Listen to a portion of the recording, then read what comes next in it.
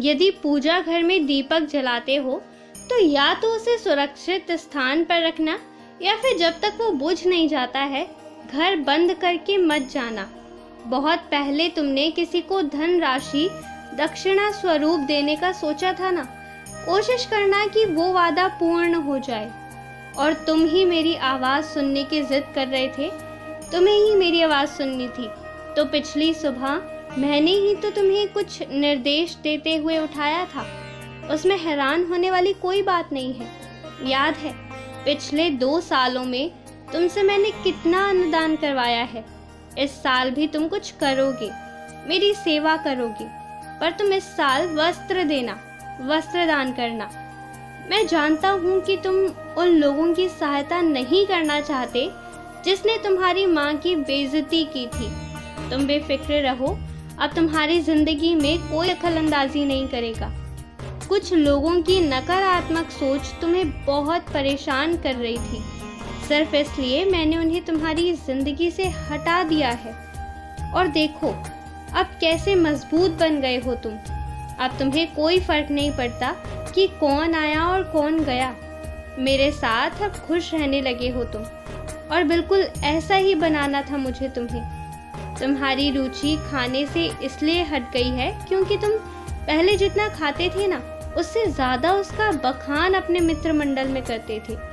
ऊदी का सेवन करो, हर बुरी नज़र से बचोगे, तुम्हारी रक्षा होगी।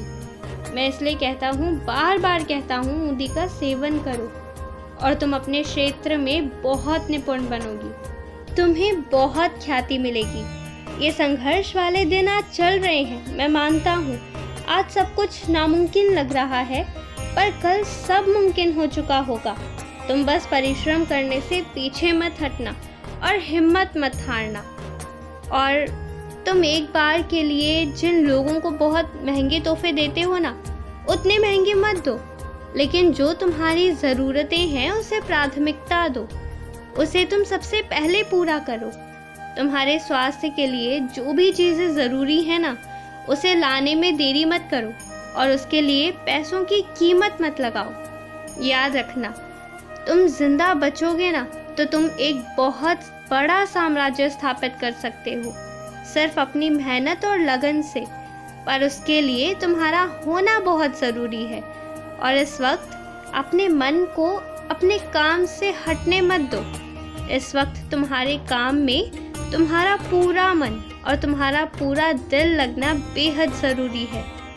मेरी कुछ बेटियां, खासकर जिन्हें इस बात की शिकायत रहती है कि उन्होंने आज तक अच्छे से कोई जेवरात नहीं पहने हैं या कानों की बालियां हैं तो हाथों की चूड़ी नहीं है, ऐसा ही कुछ शिकायत है ना तुम्हारी, मैं तुमसे वादा करता हूँ कि तुम्हें सारे जेवरात पहनाऊंगा, तुम्हें बहुत सुंदर सा सजाऊंगा। इसी साल करूँगा और वो तुम्हारे होंगे। और जिस दिन मैं तुम्हारी इच्छा पूरी कर दूंगा ना, उस दिन तुम्हें याद आएगा कि तुम्हारे साईं ने वादा किया था और बाबा ने निभाया भी है। लेकिन उसके लिए तुम्हें भी मुझसे एक वादा करना होगा कि मैं जो भी दूंगा ना, उसमें तुम संतुष्टि रखोगे। यदि और की चाहत रखते हो तो वो तुम मुझे बताओगे, मुझसे बांटोगे, मुझसे मांगोगे, लेकिन और की इच्छा में अपने वर्तमान को खराब नहीं होने दोगे। तुम्हें ये वादा करना होगा और निभाना भी होगा, तो फिर तुम्हारी इच्छा मैं पूरी करूँगा। खुश रहो, हमेशा मुस्कुराते रहो।